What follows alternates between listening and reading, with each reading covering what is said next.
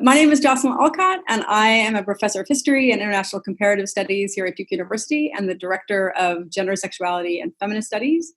But my major claim to fame is that I served as the dissertation advisor for Vanessa Freije's wonderful dissertation, which became the book that we're talking about today, Citizens of Scandal, Journalism, Secrecy, and the Politics of Reckoning in Mexico, which has just been released by Duke University Press. Thank you, Jolie. I am Vanessa Freije. I am an assistant professor of international studies at the Henry M. Jackson School at the University of Washington in Seattle. I'm looking forward to this conversation. Wonderful. So I wanted to start out just by asking you a bit about what first drew you to working with scandals, writing about scandals, discovering how you discovered the scandals were good to think with. I think you have a really wonderful way of talking about the narrative structure, the particular narrative structures of scandals and the way they operate as a kind of parable and give us a way of identifying, particular individuals or laying blame in specific places. And I thought it was an interesting way of understanding history in a way. I just wanted to hear you talk about how scandals came to be the centerpiece of all this. I do think I have come to think about scandals as a good way of, or an interesting way of thinking about the paradoxes of the public sphere in Mexico. So the way I came to them in the first place is I was initially interested in thinking about journalists and their role politically in Mexico. I was really interested in why it was that journalists seemed to also, moonlight as novelists or work in the public realm as government advisors and things like that. But I also was confronted very quickly with this widespread assumption that the Mexican press was co-opted. So this idea that, based in strong evidence that the government frequently bribed journalists, that there were financial ties that basically undermined any pretense to independence, and therefore that we couldn't look to the press to understand political change or kind of political processes that might point us to challenges to the one-party state. But really, scandals were what made me question that narrative. What I realized as I started digging around in the press in the 60s and the 70s was that there was actually quite a bit of information that came out in the mainstream Mexico City press, which was really the press that the ruling party kept the tightest stranglehold over. And information came out that presumably the ruling party wouldn't necessarily be pleased with. And then in some cases that were less common, scandals also emerged. And by scandals, I really am looking at these cases where no one author really could maintain control over the narrative that emerged, like you mentioned.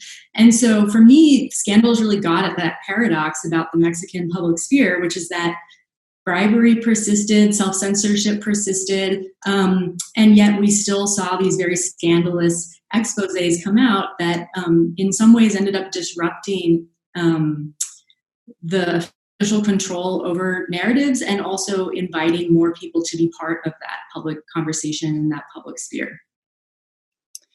I thought it was really interesting reading your book, thinking about the ways that it requires us to revise the way we teach Mexican history. I think we have a kind of almost potted history of, like you said, a kind of corruption, that everything is very structurally driven, that Mexico was just sort of under the thumb of the United States during this period.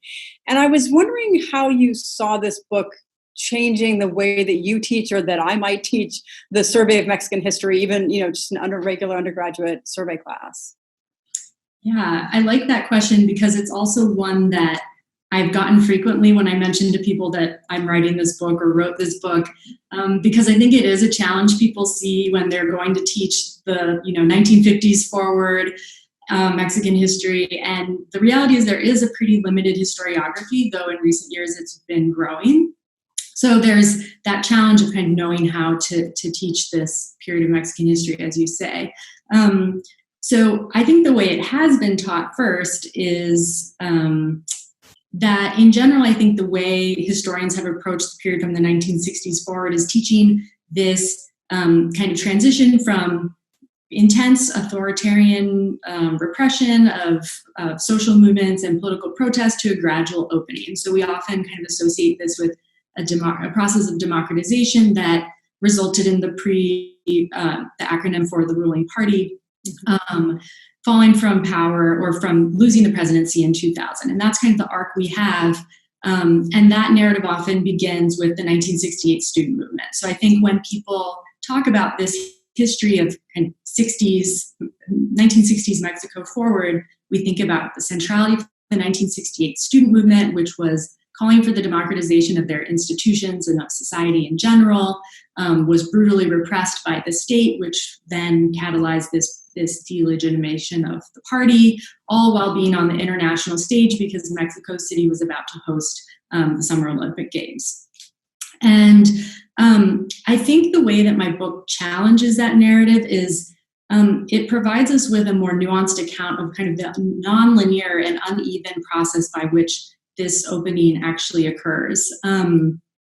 For one thing, I think one thing we learn as we look at the press is that the press was actually responsible in a lot of ways for providing us with these narratives of watershed moments of democratization. So even when we talk within the classroom or more casually about how Mexican political change occurred, we often think about these like key moments.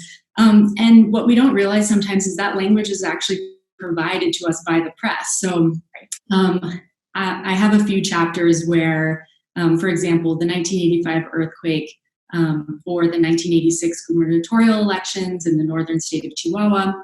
In both cases, journalists are using that term of a watershed. Even before, in the case of the elections, fraud occurred. Journalists were saying, this is going to be a watershed moment. The PRI will not be the same. Democratization is going to happen.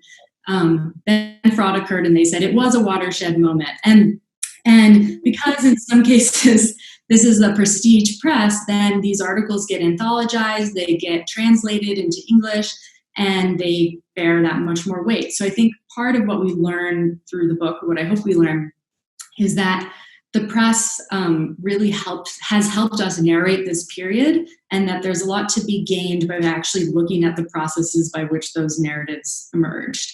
And then finally, I think by looking at the press, which is obviously a key site that we think about when we think about democratic change, we can actually understand how kind of uneven and inequitable that process unfolded.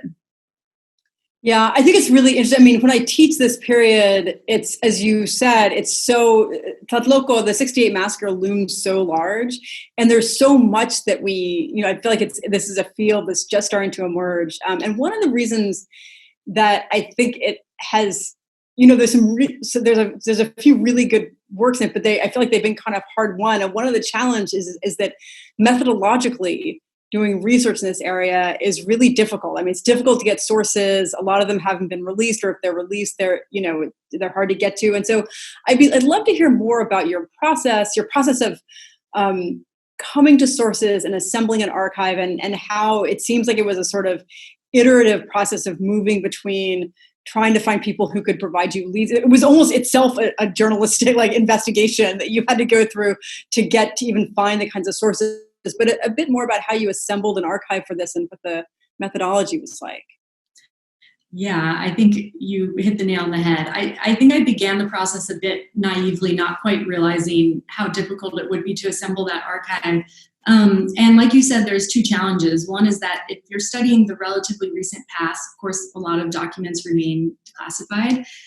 The other issue is more of a kind of idea that archivists and researchers have about what it means to study the press. Like, I was constantly being referred to newspaper archives or newspaper repositories. And of course, I did want to do like an analysis of the content, but I was interested in scandals as processes, like how scandals get produced in the first place. What is the broader like popular and state reaction, and also then how do they become part of like public memory? And all of those things required moving away from just kind of the printed newspaper page.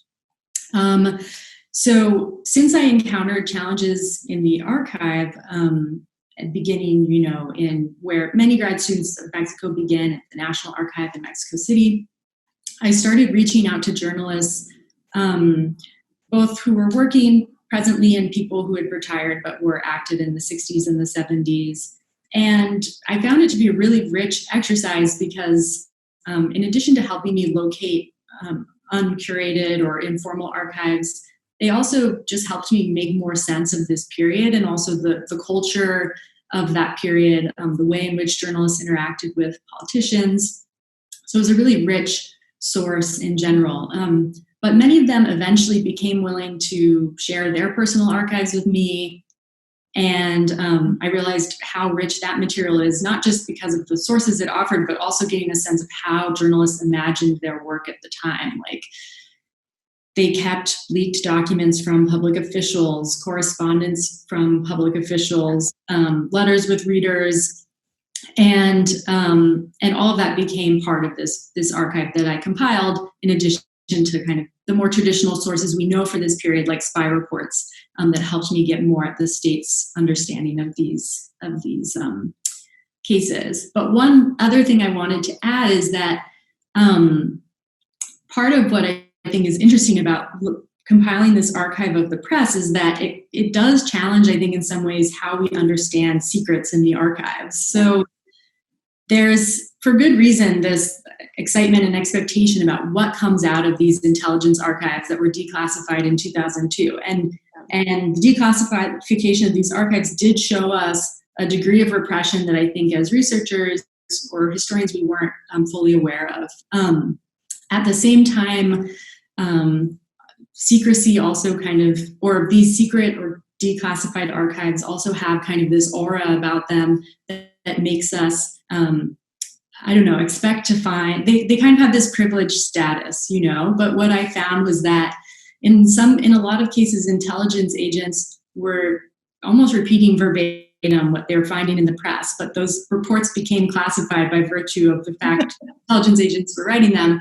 And then alternatively, journalists were taking these sources that were presumably secret and reprinting them in the press to be able to prove that they had, a copy in their possession. So I think also looking at this, what I call the denunciation press, kind of blurs the lines a bit between what we understand to have been secret and what was public at the time.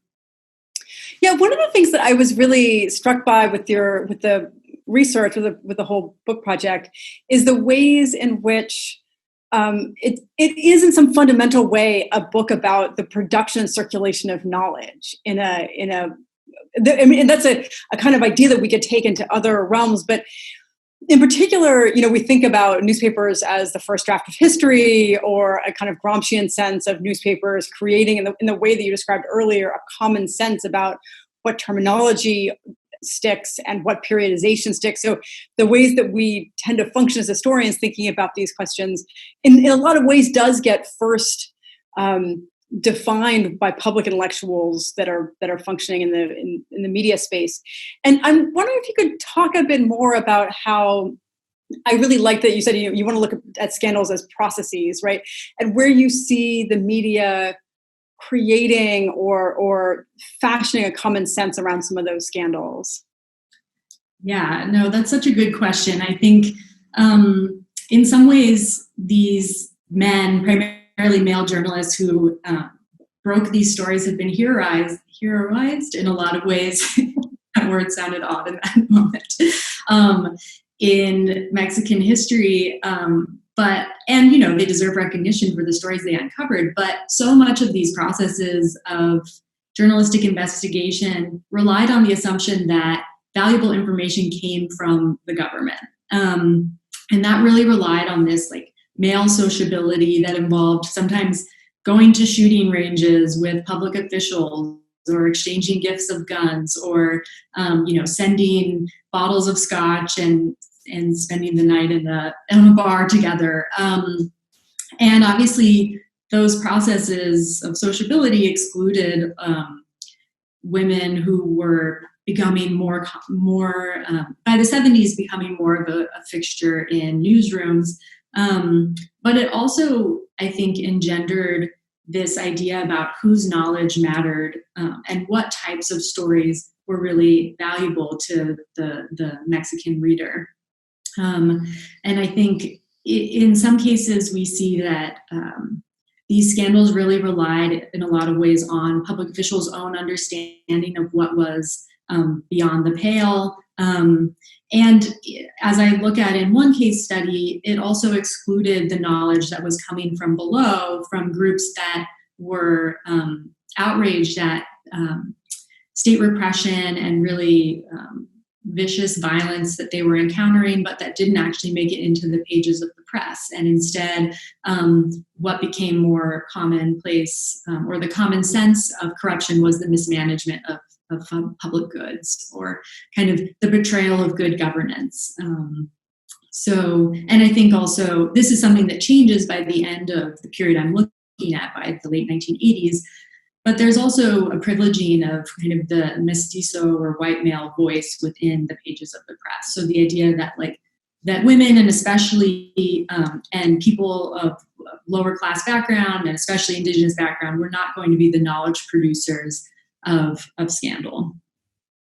Yeah, I mean, one of the places, obviously a major argument of the book is the way that Mexico diverts from what we imagine as a kind of Habermasian public sphere, right? That it's a very different space for imagining a public. And I think that the case studies that you look at do really delve into the way the journalists themselves understood their public and understood their own role within that. I thought one of the really striking examples is this study you have of Ciudad Nissa, and the concern that this vaccine they're trying to administer is in fact a effort at sterilization of the community, which isn't a totally bananas idea, because there are sterilization campaigns afoot at the same time that this is happening.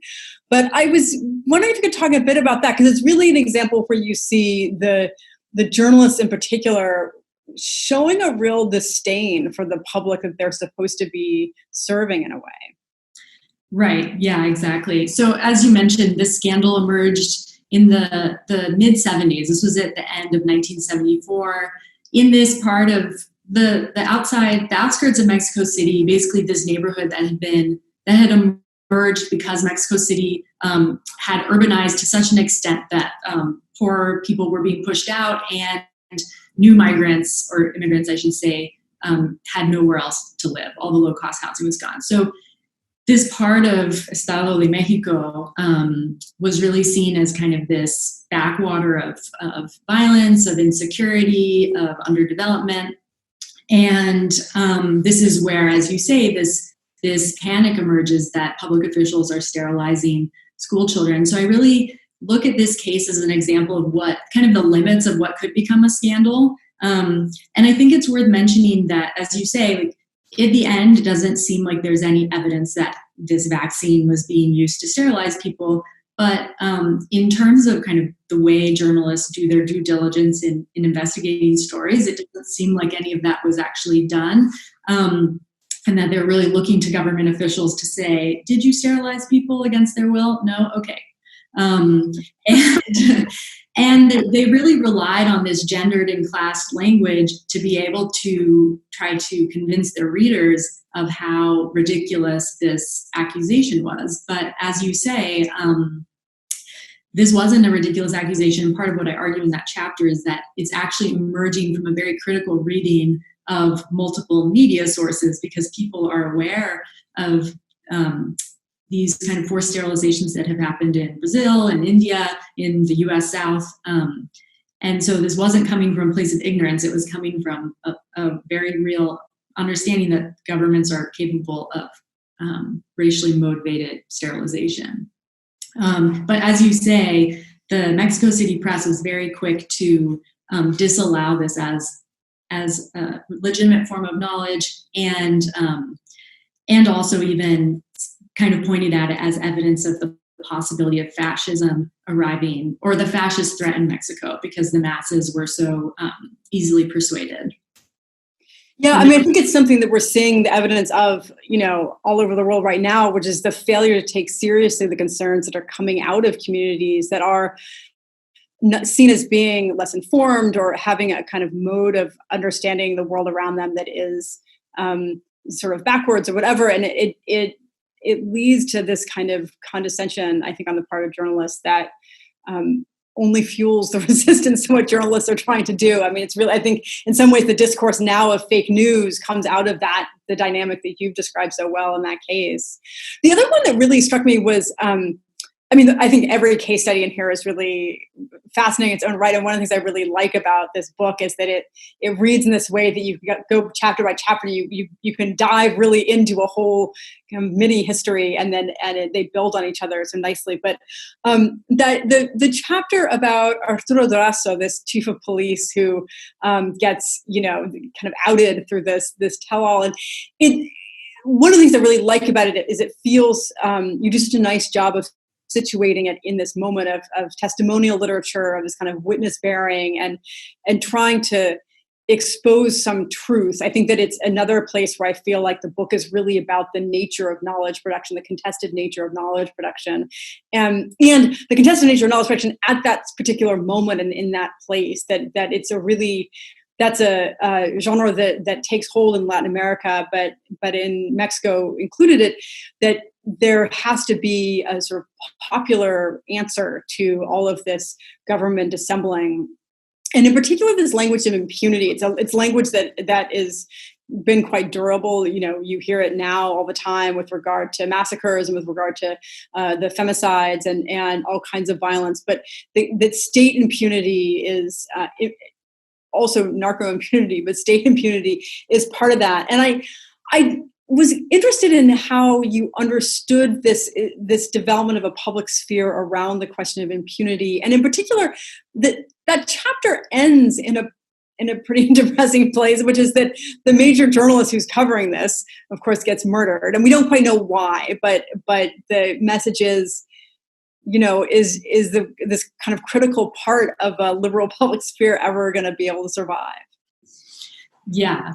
I think that case in particular really gets at this issue that I try to look at in the book, which is how scandals are these processes that expand the possibility of contestation. They expand these publics, but at the same time, they can do so by undergirding kind of discriminatory language and ideas, and without actually relying on, or they don't necessitate, I should say, an end to impunity. So you can have at once kind of the revelation of wrongdoing and outrage and public conversation around it, and then kind of this clear evidence of how that ability to discuss is being shut down. And that was clearly the case with the 1984 assassination of Manuel Buendia that you mentioned, and really had a chilling effect on a lot of journalists, because he not only was kind of one of the key investigative journalists who revealed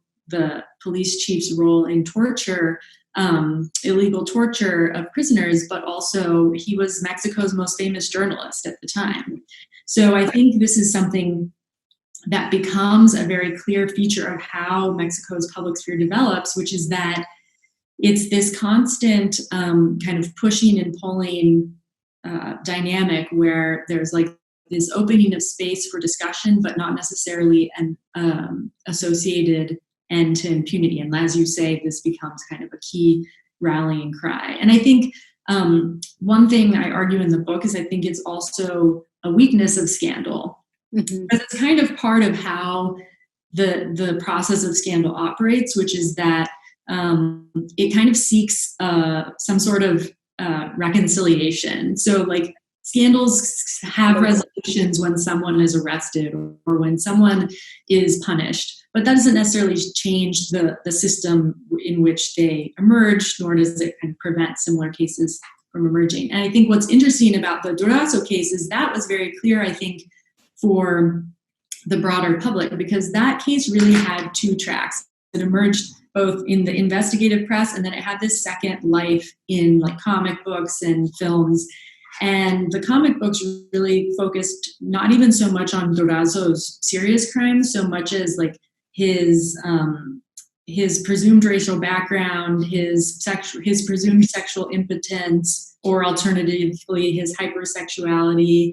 And he became this kind of emblem of the rottenness of the political system, albeit the language for describing that rot was like racist and sexist, essentially. But so the case holds within it all of these tensions that I think really defined how the public sphere was developing in Mexico. Yeah, it also gets at this really interesting question, which is that we think about, and maybe this is just on everyone's mind because we're thinking about norm erosions and constant scandals and a kind of exhaustion around scandals. It's like one scandal after another. But the idea of the scandal does imagine, first of all, that there's some shared concept of values, some shared values that could be scandalized by the scandal, right? And there's a way in which you've given us a public sphere that plays with that idea and the possibility that never really existed in the first place, that imagined shared scandalability, if you will, didn't exist in the way that reporters and editors, Excelsior or whoever, wanted it to be. It's an interesting way to reimagine what the public sphere might or might not have been, I think. Right. And I do think those norms do change over time. I think in part because of what you're saying. Like if you're reading about the, umpteenth corruption scandal, and there is like an exhaustion, as you say, and these norms do change over time. But like you said, there's different audiences for them, and people took up these cases in ways that made sense to their groups. I wanted to ask you, I know we don't have too much more time, but I wanted to ask you, I was really intrigued to see the ways that this book has kind of launched your next book project, which is about information sovereignty. And if you could talk a little bit about where that's headed. Sure. So my next project looks at this idea about information sovereignty, which I take to mean kind of these struggles over the control over information production, dissemination, in the late 20th century. So I think like this struggle over how to control and kind of seize the means of information production was one of the key but kind of overlooked struggles of the second half of the 20th century. And I'm looking at how different groups within Mexico have kind of seen information sovereignty as key to the success of their efforts. And I'm looking at different cases from drug trafficking organizations to victim rights groups that are trying to seize the means of information and record keeping from the state to locate disappeared people. So that's the next project on the horizon. Yeah, I think it's really exciting because sort of in the way that in your first book you play with this idea of what constitutes a citizen and what constitutes a scandal. I think in this one you're really poking at and interrogating, what do we mean by information and what do we mean by sovereignty? Because we get into places where the state is not so sovereign anymore. And it's a really interesting place to go. Anyway, I really enjoyed this conversation, and I'm excited to see the book like between covers. Thank you so much. Thanks for all of your great questions and for reading it so carefully.